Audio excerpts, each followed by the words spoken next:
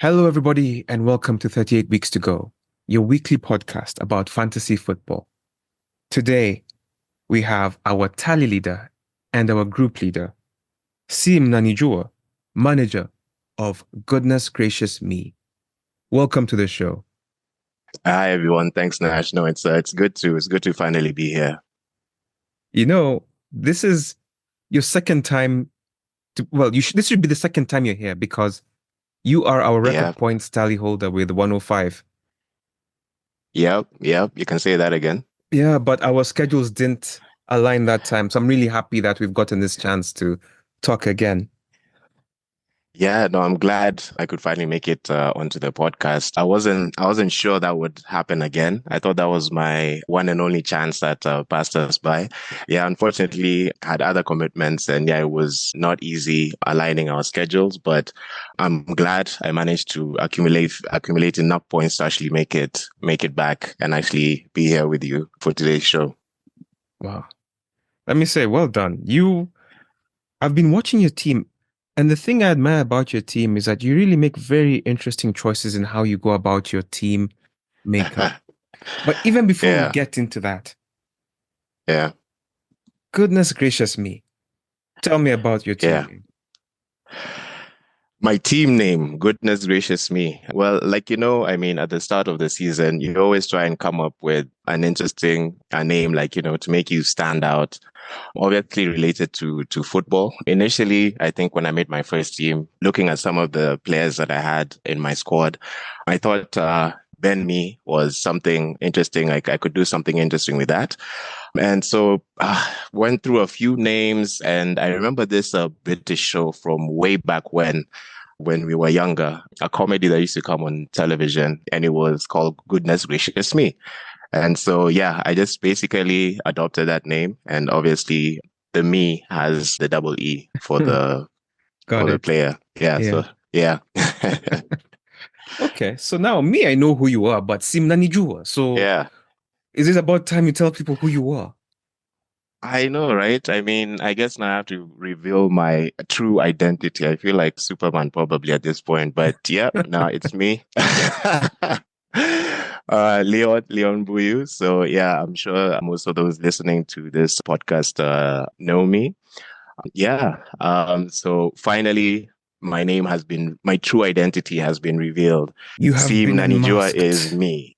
I have been Okay. unmasked. Finally. So basically, what you're trying to tell us is that the 38 weeks to go fantasy table is basically being run by two Leons.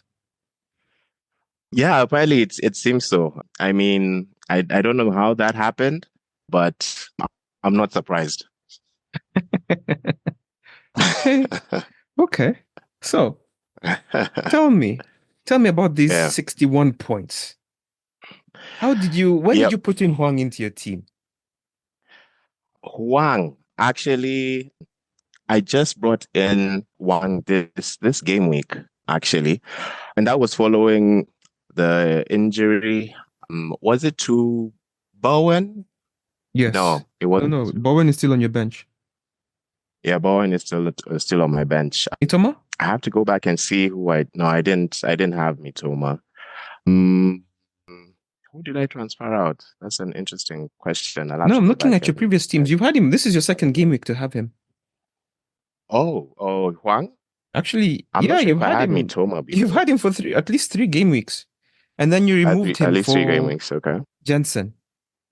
Ah, yes. No, you're right. Yeah, I've had him since game week 11. Yeah, so I had Jensen, and he was performing pretty well, but then he kind of, petered out. So for a Yeah. few game weeks there, I would get like 1 point, 2 points. I mean, that happened like three or four times. And meanwhile, watching some of the games and some of the highlights, I saw the things that Wang was doing for Wolves. And so I was like, okay, let me just jump on this bandwagon and see. I haven't really been jumping on bandwagons this time around, Hmm. but I think it was a good choice. Okay. So tell me then, when you're picking your fantasy team, Yeah, what is your philosophy? How do you go about it? Because I've noticed like you've had like Douglas Luiz before anybody did. You had yeah, Jensen before anybody did. And then you also yeah, tend to make decisions very quickly. Right. Like bringing Lascelles into your team. How do you go about making your team? Well, from previous seasons, it's always been a headache because, I mean, you listen to, for instance, this podcast and you read various articles and various forums, and they all have like all the, opinions as to who you should have, in your team for this game week. And so previous seasons, I'd be filled and confused by all this information. And I'd end up probably making some mistakes whereby players that I actually did have who ended up doing well that game week, I would have transferred them out because of all these different opinions. But this season, just try to keep it simple. Obviously, you have to have Haaland in your team. You have to have Salah in your team. And so once I had those two, I just mixed and matched around them. And I also realized that it's important to also not have, maybe if I can say, the other players who other teams would feature in other teams. So for instance, like you said, I had Douglas Luiz before quite a few people. And that's just simply because, okay, he takes most of the set pieces for Aston Villa. Watkins, surprisingly, also no one really had early on, Yeah. but he's been producing for me. Anthony Gordon is one I'm really proud of. I mean, I think following the last couple of weeks, maybe a lot of people are going to jump on that bandwagon, but I'm really proud of the fact that I had him before anyone else. And yeah, Lascelles looking for an in into the Newcastle team because I think I had Botman before, but yeah, he's been injured and I noticed he was playing a couple of games. And yeah, off the strength of Newcastle's defense, I decided to get him in at, I think it was 4 million at the time. So that was pretty cheap. And what about Gordon? What made you jump on him? Because there was a time him and Harvey Barnes were really fighting. Yeah, I mean, Gordon was a punt. I'd watched a couple of Newcastle games and he would always give the pass maybe before the assist. And so I figured it was about time that, okay, he was going to come good. He always gets himself like into interesting positions. I think there was once he had like a haul of like 12 points when they beat, I think it was Sheffield United 8-0. And yeah, that's when my mind was made up. I was like, yep, I have to get him in. And yeah, he's been one of those gems for me ever since. So would you say he's been your favorite player up to now? Up to now, definitely, because he got me 13 points this past game week. So oh yeah, he really carried my team as well. Oh, you have him too. Great minds. Yeah. And so let's say from the beginning of the season until now, who would you say is your favorite performer? Who is your worst performer? That is not Haaland or Salah, because that's too easy. That is not Haaland or Salah. favorite performer. To be honest, it has to be an Aston Villa player. So it's basically a toss-up between Douglas Luiz and Watkins. But I think I'll go Douglas Luiz because, like you mentioned, like not many people have him or haven't had him since the start of the season. And he's always come up trumps for me. If you notice, even his home games, he always has attacking returns. And so he's also one player has also been able to just give me that edge over other players because, yeah, we could both have Watkins, but I get the extra points because Douglas Luiz, came through with a goal and an assist, for instance, that day. So that's really given me a push. Worst performing? Oh, man. Pinnock. Oh, man. Not because he's been performing badly per se on the pitch, but most of the times when he does get the points, I don't have him in my team. Right. So when I expect him to not get any points and have him on my bench, that's when he actually performs well. I think was it against Chelsea? I'm not sure if it was against Chelsea, but I had him on my bench. 15 points. Yeah, when he finished with 15 points, I had him on the bench. Yeah, not only on the bench. I had him on the bench, yeah. At the bottom of the bench, the third guy. Like there was no chance of him coming on. Yeah, there was no chance. There was no hope at all of him coming on. I was so frustrated. I was actually praying for Chelsea to score just to minimize the damage. There was nothing I could do. Oh, my bitterness. Yeah. I had a look at my team. And there was no injuries, there was nothing. And, once the lineups come out for all the other games, you're having a look to just hope that, maybe this is a game that, A, B, or C doesn't start. And maybe there will be a chance for him to come on. But that didn't happen. So even with him, so beyond the 15 points, I think I had him as well. One game week where, he didn't score as highly. I think he had like 7. or so, but still he was on my bench. So he's been frustrating for me now. Even this past game week with Arsenal, I mean, yeah, thank God that Arsenal scored last minute. Havertz finally scoring a goal that's not a penalty.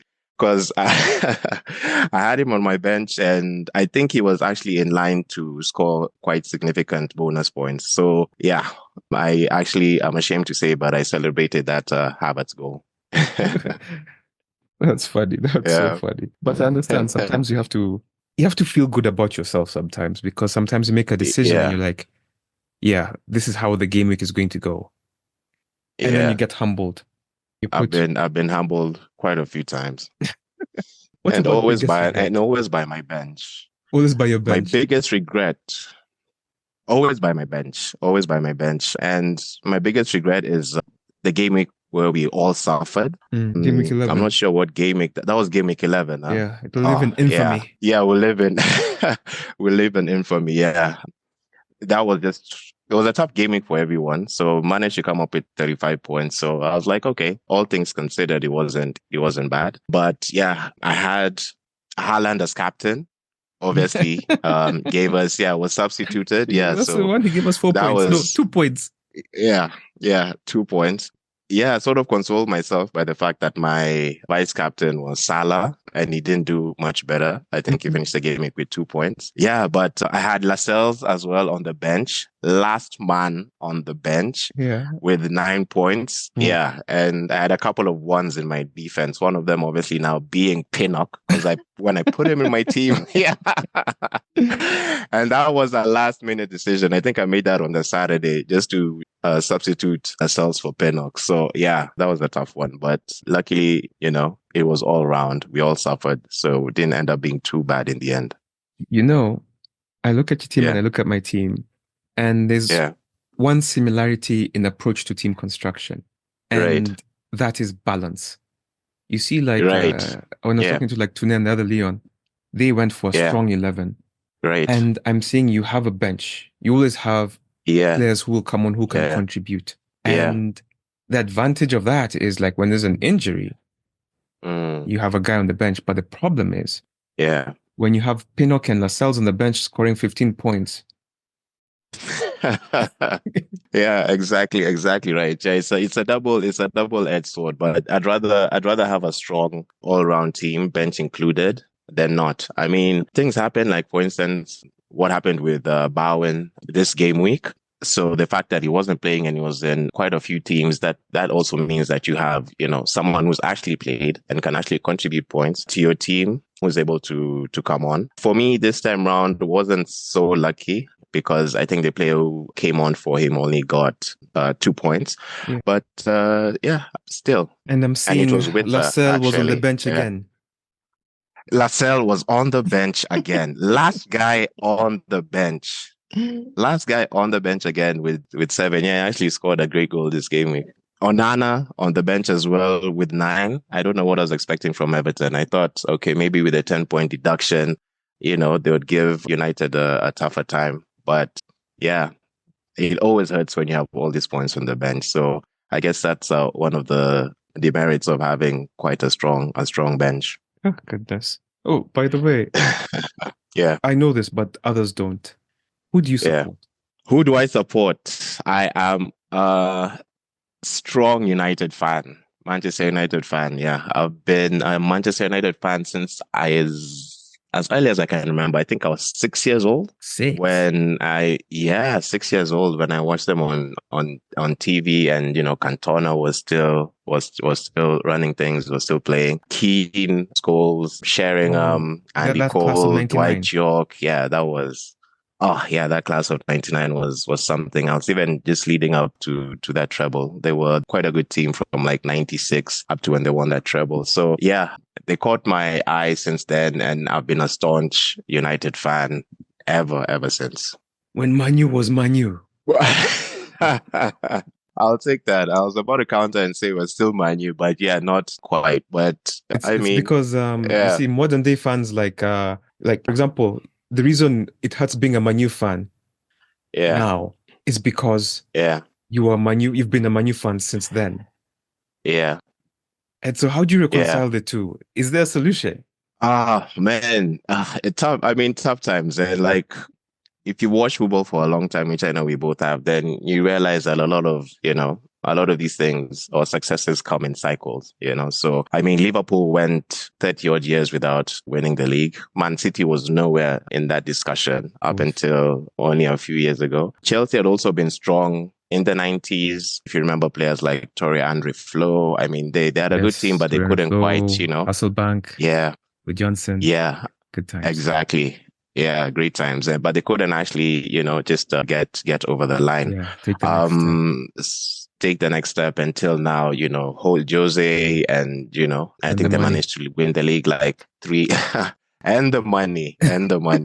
Yeah, I think they managed to win the league 3 times out of 5 while he was there. So I mean, it all happens in cycles, and yeah, so this is our moment to suffer, but we'll be back again for sure. So are you impressed with their recent form? Because I think they've won 4 of the last 5, or have they won the last 5 games? It's 4 clean sheets they've Five, kept or five, something like five that. of five of the last six. 5 of the last 6 in the league. Yeah. Impressed? I wouldn't quite say that. Maybe this last win against Everton was the one that impressed me the most in this recent run. But all the others have been just a series of 1-0s, 1-0s, 1-0s. And yeah, as much as we got there in the end, oh man, it was gut wrenching. They were tough, huh? Watching those games. They were tough. We just couldn't find the breakthrough.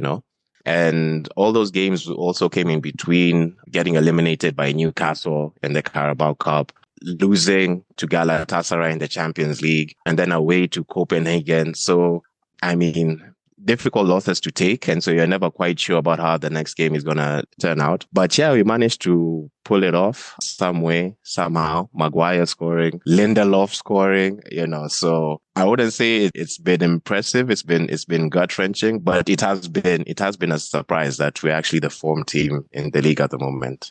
When I heard that, I was like, what? Yeah. Manchester, because I've been watching the highlights and all these games, and it's been like, Yeah. okay, fine, you win Yeah. 1-0, but that doesn't mean you're in good form. Yeah. I don't know. Yeah. No, no, Those are not the same definitely. thing. Winning and Hey, good I win, form. I win, I win, a win is a win. And like they Okay. say, the good teams always manage to churn out a win even when they're not playing well. I Facts. mean, even under Mourinho, yeah, and Jose, I mean, Chelsea conceding only 15 goals that season and winning the league, but doing so, churning out just 1-0, 1-0, 1-0, 1-0 wins. Yeah, but I mean, besides the Everton game, and I think and I hope that, it's a precursor to, better form, Yeah. particularly tomorrow in the Champions League. I mean, we face Newcastle on Saturday. So I hope it's a precursor to better form because we really had a tough start. Yeah. But yeah, I was surprised as well. Trust me. These last 5 games, when I was previewing them, I said these are winnable Yeah. games. Yeah. And then the next 5 coming are Yeah. losable games. Like if you lose them, people won't be too Right. surprised. But like if you Yeah. lost Everton, people will be like, okay, why? They Yeah. could to Newcastle be like, okay. And the Yeah. next 4, I think you've got Arsenal. It's not Arsenal. You have Next 4, yeah, we have Newcastle this weekend, then we have Chelsea. yes. After that, Bournemouth at home, so you'd expect maybe that would be a win. But then we have Liverpool away.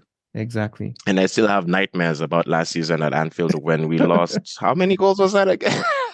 Yeah, that was not Man, I think it was like was it 7. 6 or 7? Yeah. Oh When man. and Yeah. Bruno quit on the team. Oh yeah, right. Allegedly. Yeah, because the fixtures are Newcastle, Yeah. then Chelsea, then Yeah. Bournemouth, Yeah. then Bayern, then Liverpool, Oh. then West Ham, then Aston Oh. Villa. And you see, Yeah. losable games. Exactly. Yeah. And that's the None only of those reason. teams are pushovers. Yeah. That's the only reason I didn't bring Maguire into my team. I wanted to bring him in Yeah. because I figured they'd win against Everton. But I was Yeah. trying to build for the next few weeks, and I For looked the at those future. matchups and I was like, Yeah. oh, I can't gamble like that. Yeah. But now tell me, what's happening with Mhm. Rashford? Last season he was amazing. Yeah. He is my biggest regret this season. I held him for so long. You'd have Oh, thought he's my did you? brother. Ah, wow. I didn't even begin with Rashford this season. I decided to go with Bruno Fernandes, who then ended up substituting later on because, yeah, we wasn't in good form. The team wasn't in good form, so there were no returns. And Rashford was more expensive. I think Rashford was 9 or Yeah, he 9.5 was and 9. Bruno Yeah. was 8.5. So yeah, it was more affordable. So that was my in into the United squad. But man, has Rashford ever really actually been, totally consistent with his scoring? I mean, last season could have been an outlier. I don't think he's performed that well since he's been a United player. No, that's But fair. I've tried to figure it out, like what could be, what could lead to the drop off in form. And I mean, he was fighting for a new contract And he last got it, huh? season, and he got it. So yeah, I don't know. Is it just me or is it like when players have like the futures and Contract the season. contracts on the line, they have a great season. Yeah. They get re-signed and then all of a sudden there's just there's The that fire drop. diminishes. Yeah, the fire diminishes. But I'm not sure if I should say this, but I've always been skeptical of Rashford. I haven't always been too quick to praise him. I think he can do much better. I mean, there's some times where he decides to take someone on or take the shot on when he should have passed, he should have assisted. So he'll take the shot and miss, and there's just an open player that he could easily have laid the pass off to, who was in a better position to score. The Decision fact that making. he's never good decision making and he's never good on one-on-ones. He Mhm. gets clear and is one-on-one with the keeper, and rather than like dink it or do something clever like Martial did against Pickford this weekend, Oh, he'll that just was a always go sweet, for the sweet ball. power and just blast, which gives the keeper a chance because with power you don't have the accuracy, and so the keepers tend to have a chance or he hits the post. Or so that's always been my issue with him. But yeah, Martial's goal was sweet, sweet. Yeah, was it a no So, look? I'm not sure. it was very nice. A no look Martial. think. And by the way, Martial and Rashford are very similar in that consistency thing that they don't have. Yeah, When they're yeah, on it, like for yeah, example, when Martial is yeah, on it, he looks yeah. like what everybody thought Mbappe was going to be. Like he looks like the next Right. Yeah, Mbappe. He looks like he and should he be was starting he was alongside the Mbappe Mbappe for before France. Mbappe. Yeah, Sorry? and he was Mbappe before Mbappe. Yeah, he was a pre-Mbappe. Yeah, he was the prima. Exactly. But yeah, I mean, for him, I guess you can say he's also been like, okay, plagued by injuries. He never really is fit enough to play, let's say 10 games in a row, which is unfortunate because then we tend to, miss a lot of things that he's possibly able to do. Rashford doesn't have too many injuries, but like he said, his decision making, lets him down. But I mean, Ten Hag has faith in him. He thinks he's going to come through. I think Bruno giving him that penalty against Everton also might do something for his confidence. So hopefully he kicks on from here. And it's such an interesting thing because the English media like to hype up people. Yeah, And the difference, like the reason why Cristiano and Messi have been yeah, at the top by themselves, while other yeah, greats like Hazard, Aguero have just never quite reached there. It's the yeah, level of consistency that these two guys have shown. yeah, yeah, It's what you're going to get from Messi and Cristiano when they step on the pitch. You, yeah. you can't say that for Rashford. You can't say that for literally 98% of the players nowadays. Well, I excluding like mean, Harry yeah, Kane, Salah, and Haaland. They will yeah, score. They will score. yeah. Yeah, Lewandowski maybe would Yeah, have made that list. I'm not so sure about this season or but last, but yeah, that's the thing. And Rashford, oh, it's a shame.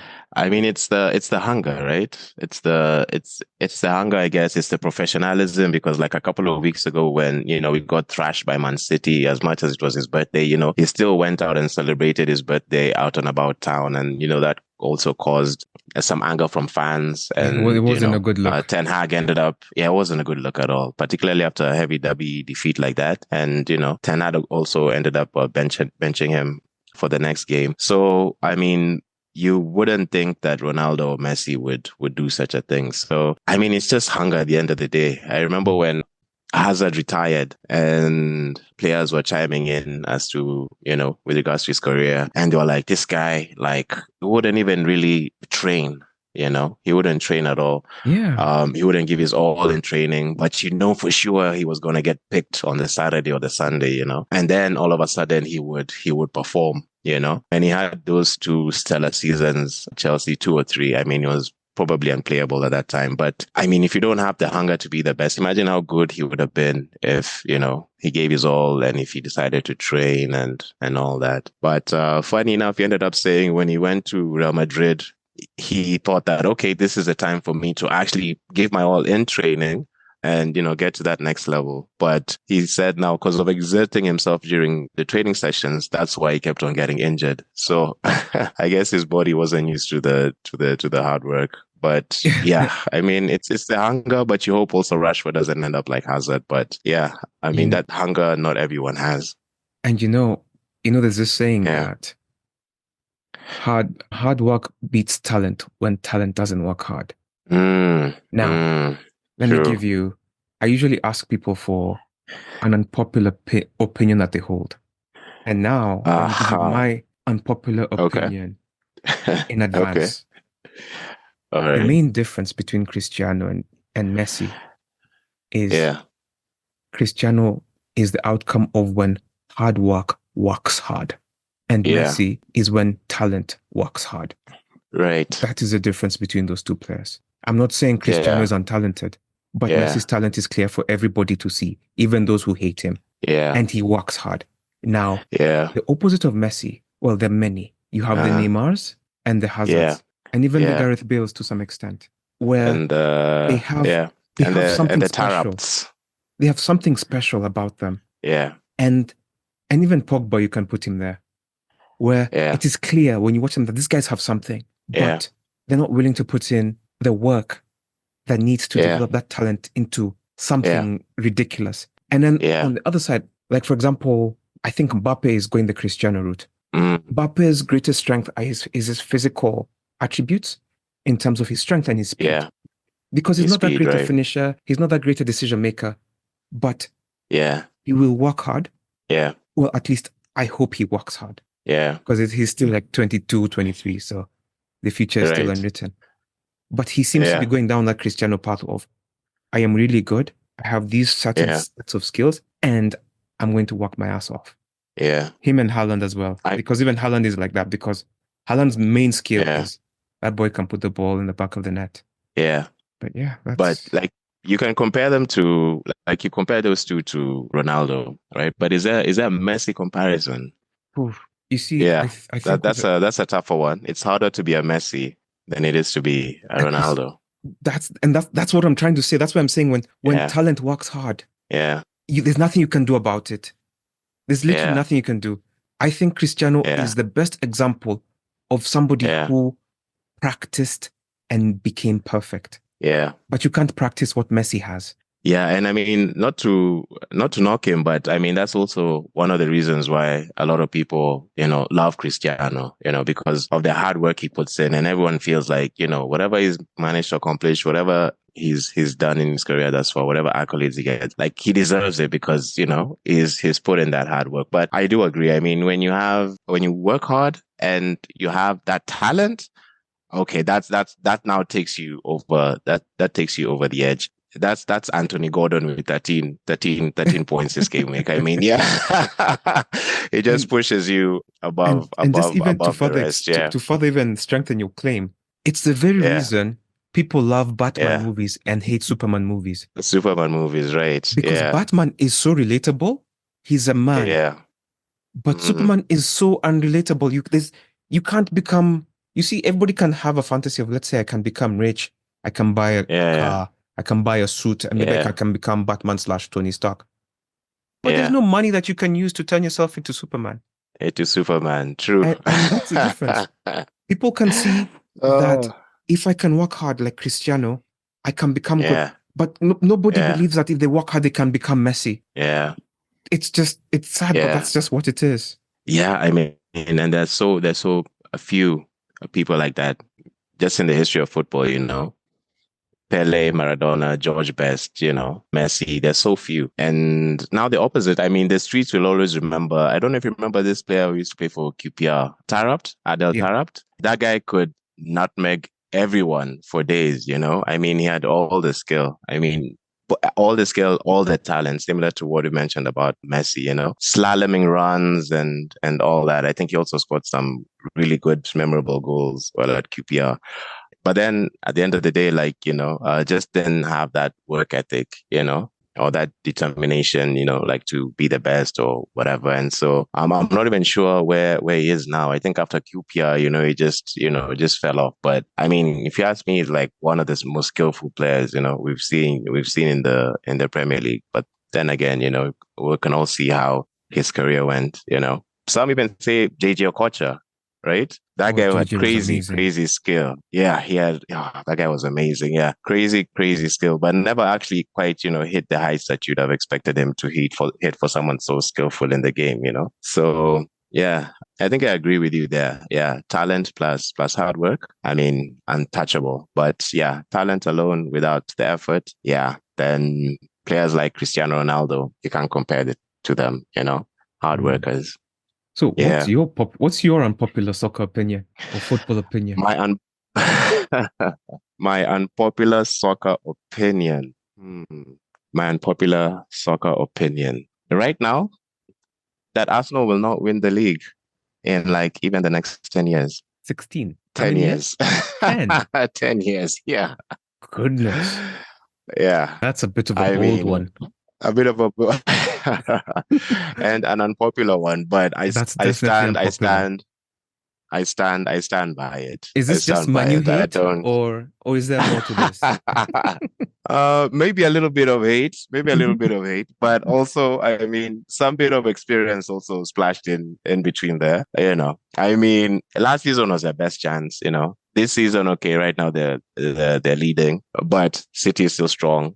Liverpool wasn't there last season, but you know, Mhm. they're here now. I mean, teams like, for instance, Chelsea.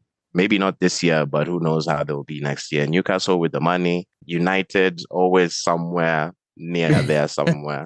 If you're gonna put United, you might as well put in Chelsea. Yeah, no, I didn't mention Chelsea. I mean, Chelsea, who knows what happened next season? I mean, with all the players they have, how many are there? Like 60 players in the You squad. guy, we You can know, make three maybe teams.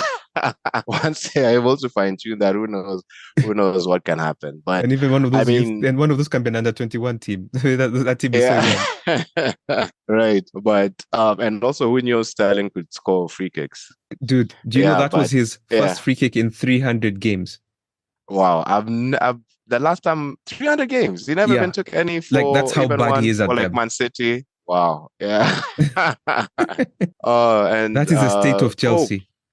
Yeah, I mean, and to beat Pope, Pope didn't even die for that. So yeah, I know. that was a nice free kick. But yeah, I mean, for me, Arsenal is just always okay. Now under Arteta, they'll always just be somewhere there, but they just never seem to just have the legs, you know. And I mean, Declan Rice was a good signing, but how many? I think they need several, maybe 300 or 400 million, you know, pound signings in order to maybe get them over the line.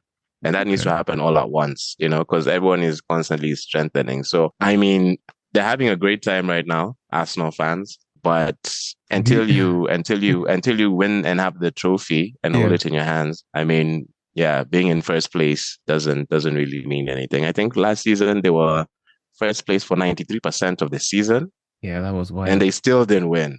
Yeah. So yeah, that's an unpopular opinion, I guess. Okay. And I also Let just me like let to me use ask it you to a rile them variation up. of that question. In Okay. this 10 years, do you think Manu will Yeah. win? Oh man. I saw that one coming. I will say this. I think Manu will win the league sooner than Arsenal. You think that really, like Yeah. from the bottom of your heart? From the bottom of my heart, I believe that Manu will win the league sooner than Arsenal does. This Manu team, this one. Well, we've given Oh, but we're talking a about grace 10 period of years. 10 years, right? Yeah, Okay. but yeah, they'll definitely. I think they'll win it sooner than Arsenal does. Can you imagine if Arsenal actually won the league? I mean, the world would go crazy. And we don't need more craziness in the world right now. It's bad enough as it is, huh? It's already bad enough as it is. Yeah, we You we don't want don't to see need Wakina troops and them on Arsenal TV going nuts. In fact, I prefer them. I prefer them, being when they're angry. heartbroken at the end of every season and Mm, being angry. I mean, that's how they made their name, by being angry, right? So true. yeah. It'll be like those rappers Maybe they who might not be as popular once they yeah. it'll be like those rappers who taste success and now they can't sing about being broke and selling drugs anymore. All right. Exactly. Yeah. Okay. And all of a sudden, they end up finding themselves on like club and hip hop or something, you know. Okay. So tell me But now. I mean, even this season, I mean, I think as bad a start as United has had, I think only 6 points behind Arsenal. Hmm. And yeah, they're gonna drop points. They're gonna drop points here and there. So I wouldn't be too excited if I was them. Okay. At least everybody who has listened to this can tell that you're a very deep Manchester United fan, and it seeps into your opinions, and that is fine. Now, the Oh. question I have for you is, Yeah. when it comes to choosing your fantasy team, why don't you Yeah. have three Manchester United players? How are you I so mean, logical on one side and so illogical on the other? yeah, why don't I have three Manchester United players? Yeah. I mean, if I had three Manchester United players, to be honest, I wouldn't have made it onto this podcast. You know, I mean, the only one I have is Onana, who has actually not been that bad for me. I He's mean, been I great. think there's no other keeper in the Premier League that has more clean sheets than him. I think he's tied with maybe Pope and Allison. And maybe So he has more Johnston, clean because sheets the Crystal than Palace guy has maybe many points Johnston. as well. Okay, yeah. I mean, so compared to the other goalkeepers in the league, I mean, to have, jointly the most clean sheets and after all the hate that he had received, Mm, yeah, he's been a good signing for me. The good thing is that he has the saves and that equals also to bonus points as well. So it's been a good signing. But yeah, like I said, we had such a rough start to the season that I couldn't justify having two or more Man United players, to be honest. I started off with Bruno, mm. but then, yeah, I also ended up getting rid of Bruno at some point. In fact, yeah, Gaming 10, I sold Bruno for Bowen. Actually, I had one Bissaka also at some point, but then I think he was injured. Dallo got a run in the team also when we weren't performing well, so sold him for Botman. Botman also got injured, so Lascelles. But yeah, and also just the variety in the scorers, in the Man United team. So yeah, they've managed to string these wins together. But some of the players who have contributed, goal-wise, are not players that you would traditionally think of having Expect. in your fantasy team. So Casemiro, for instance, comes to mind. Lindelof. McTominay, yeah, Oh McTominay, yeah, Lindelof, McTominay. yeah, McTominay, Lindelof, Evans giving, Yeah, that he had awesome that amazing assist, game. a couple, yeah, that amazing game. Yeah, so the scorers have not been typical players that you'd consider having, in your fantasy team. Maguire as well, like you had mentioned. So that's why it's really Okay. hard to peg down someone who you can be sure will guarantee you goals in that team. Okay, so when it comes to giving players a chance in your team, how Yeah. long do you keep them for? Well, like even like Jensen, for instance, who I sold for Chan, there's been more than a couple of game weeks now that he hasn't really performed, So I'd always try not to make hasty decisions. But if it goes beyond 3, 4, 5 weeks where I'm seeing like, okay, I'm not getting maybe the returns I was hoping for, then I'd look now to make a substitution. That's only from experience as well, because in past seasons I would be so hasty to make a decision on a player just because of maybe one or two poor performances. And that same game week that I get him out of my team is now the game week that he's the, most points getter for that game week in the entire game, So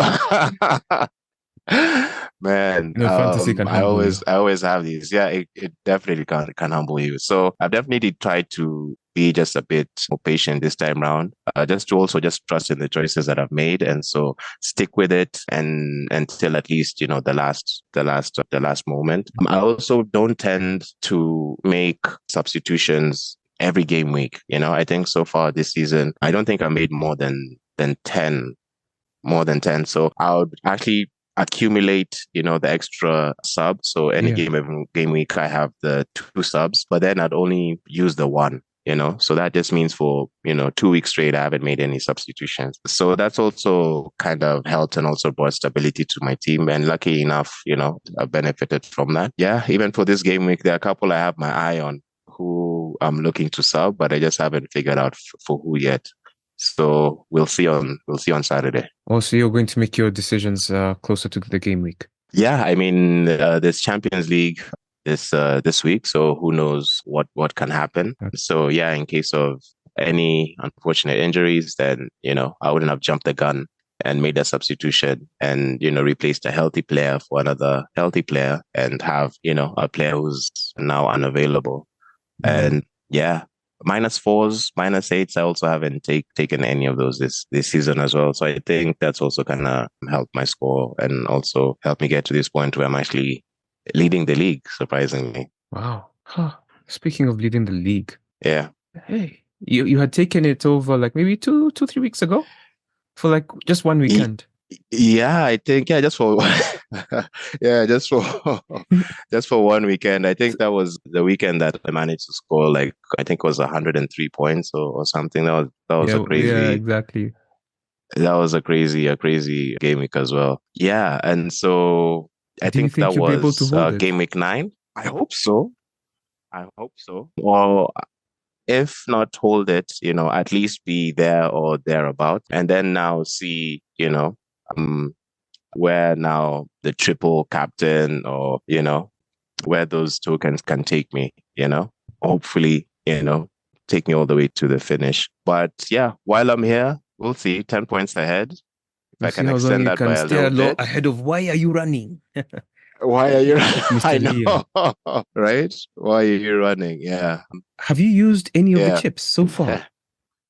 No, I haven't used any of the chips so far. So if I can probably extend that lead and maybe over the Christmas period utilize one of the chips and maybe or a couple of the chips, and maybe that can also give me a bit of a boost, then I don't know, maybe if I do make my way to the podcast again early next year, I can probably have a more confident answer for you by then. Okay. And so now, the people who are languishing at the bottom, like wakina Team Kubwa, wakina Wero. I don't look at the bottom. Oh, okay. You don't look at the bottom. Nah. I've seen him languishing there. And so, what advice would you give them? Because I've heard you talking about trying to minimize making your transfers, trying to build a stable team. Yeah. What things would you tell them to think about when making their team? And also, if they're trying to like now make it into the top 10, what would you tell them to do? Wow. Okay. So even in terms of just making their team, I would say trust your instincts, right? What if it's the instincts that have put them there? Okay, I'll tell them also not to look or overlook, some of these budget options, and that's why that's where you get most value, and that's where you can get the points that other players don't get that can then now propel you further up the league. For instance, like we mentioned Anthony Gordon on the podcast so far, Chan as well, players that not many other players have, but when they do perform, that's when you get that jump, which now propels you higher in the league. I'm even just looking at Wero's team now, and I think he's jumped on a few bandwagons, I can see he has Cole Palmer in his team. Yeah. So that's not a move that I would have made. I mean, he had maybe that 1 or 2 game weeks where he scored points, but I don't think he even actually scored, an incredible amount of points, right? Yeah, I think he did score 12 and then scored 6 the next game week. So maybe for me, that's not a decision I'd have made. I'd have maybe tried to wait for a bit of consistency. I can see he has McTominay as well. I don't know what McTominay is doing there, but he has McTominay as well. He has McTominay as well. So yeah. So that's also an interesting choice. Yeah. When you say consistency, how do you determine consistency? Is it a 2-week game spell? Is it a 3-week game spell? Even right now, as I'm looking to to sub possibly one of my players. And so looking at the transfer list and who I could maybe bring in, I just tend to look, okay, over a span of 10 or so game weeks, how often has, that player produced attacking or defensive returns, So for me, if I see that 6 or 7 out of 10 of those, maybe let's say six out of 10 of those, he's given attacking and or defensive returns, and the others where he didn't perform so well, maybe it was a 2 here or a 3 there, meaning that it wasn't necessarily a 1, because we all never like seeing 1s in our teams. 1 points in any game week. So then that now gives me more confidence to be like, okay, let me take a punt on this player. Like you mentioned earlier, you also have a look at, some of the upcoming games, So if I see that there are some favorable games upcoming that you should expect, a certain player or a certain team to perform well in, whether it's, maybe against, not to hate on them, but like, Nottingham or Burnley or, Sheffield or, if there's some winnable games that they have coming up, then that definitely piques my interest and, makes me give them a look in.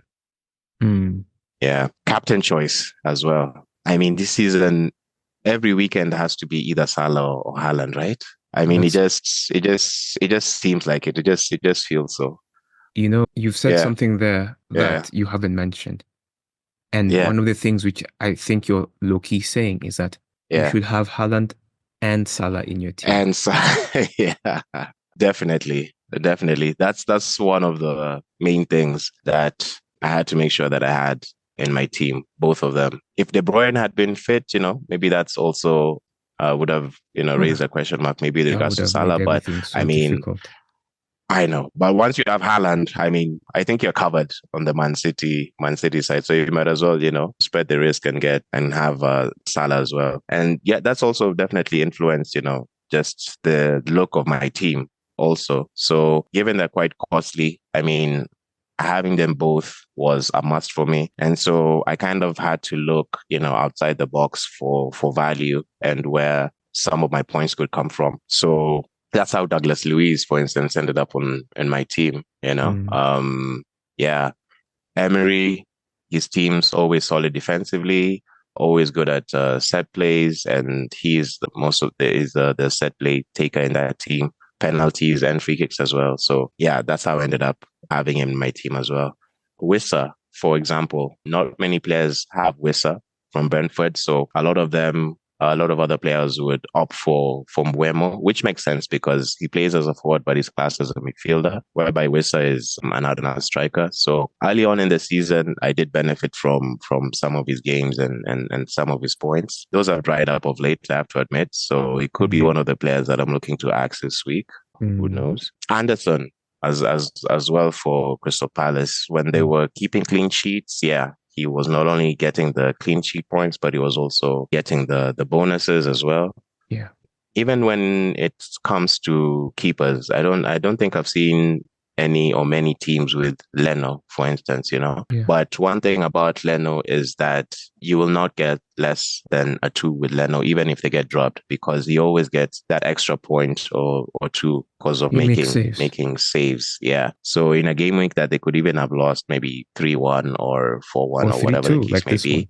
Or 3-2 like this one, he ends up with 2 or 3 points, And when he does keep the clean sheet, he's guaranteed bonus because of the saves that he probably made in that game to guarantee Fulham the clean sheet. Yeah. So just some out of the box kind of decisions like those, and just finding gems before other players discover them.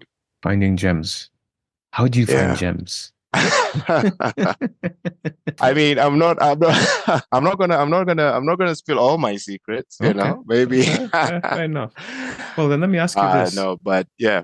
In terms of formations, what should they be looking for? Should they be looking for midfield heavy, or should they be looking for like defense heavy, or like striker heavy? So you know what I'm saying? Am I making sense? I get what you're saying. Yeah, no, totally. For me, I always go forward heavy. So for most of my teams, my defense would only be a 3-man defense. And either my midfield would be packed with all 5, or maybe I'd have 4 and pack all three forwards. And that's only because in terms of a guarantee of points, it only takes one goal for you to, totally lose it on the defensive aspect, where your player now, the most probably they can get is now, 2 points. But if you go forward heavy, there's always a chance, if you just have the right players, that one of them can give an assist or score a goal, which at the end of the day ends up getting you more points than what you'd get if any of your defenders score 2 points or concede for that matter. But then again, I mean, you have players like Trippier, right, who, despite conceding, can still surprise you with either a goal or even a couple assists. You have players like Trent, who also has that annoying knack to get points even when they concede, like, for example, the goal he scored this weekend. So I guess it depends on who you have, but also investment on those two means that, for instance, like you said, you can't have Salah and Haaland in your team, Yeah. So yeah, I guess me and you tend to maybe be focused on the balance aspect, but I mean, and that's for me how I would approach it. But yeah, those game weeks where Trippier and Trent end up scoring and, keeping a clean sheet, yeah, those are always tough to take. Okay. That's solid advice. I think if they listen, they will improve. Yeah. Yeah, let's hopefully I make it back on here, and then we can have a look at Wero's team as well, see where he's languishing, or if he actually listened to the podcast this week. And now, looking forward to this game week, are there any matches or fixtures that you're looking forward to? Any points that you're seeing that are looking easy? Well, I mean, there's Brentford, Luton, so you think Brentford would be able to keep a clean sheet in that one, maybe also score a couple of goals. That bodes well for me if that does happen to be the case, because I have Wissa and I have the infamous Pinnock, who I have a feeling now, if I start and put in my team, Luton is actually going to end up scoring 2 goals.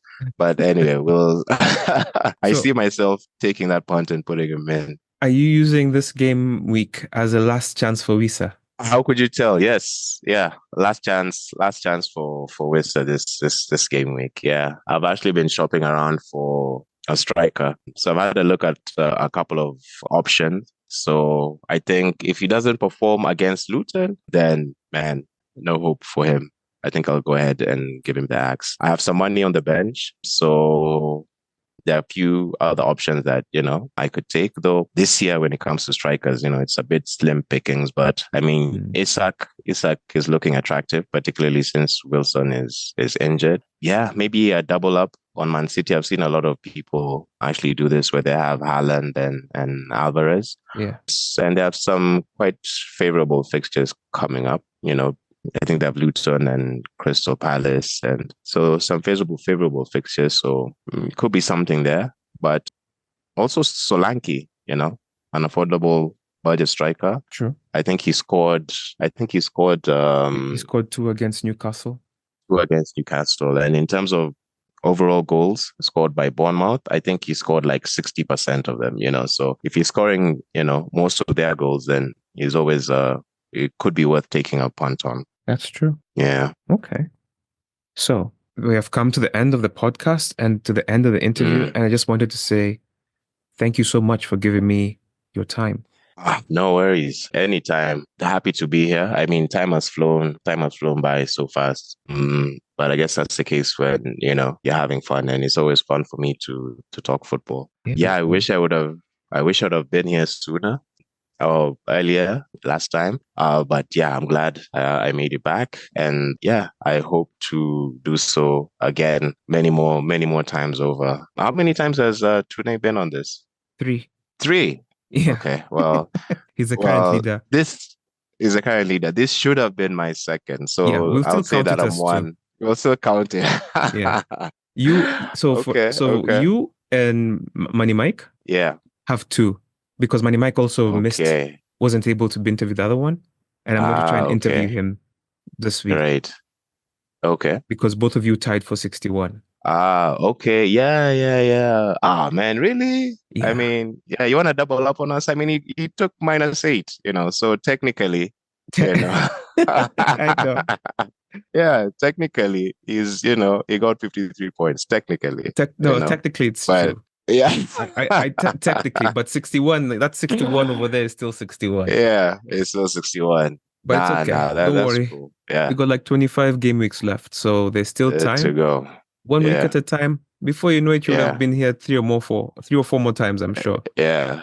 Now, hopefully, yeah. Looking forward to also hear what Money Mike has to say. Maybe as a few tips that I could also incorporate into my team this week.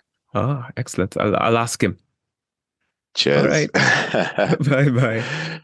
All right. Thanks, man. Thanks for doing this as well. This is a great idea, and it was a great time. Okay.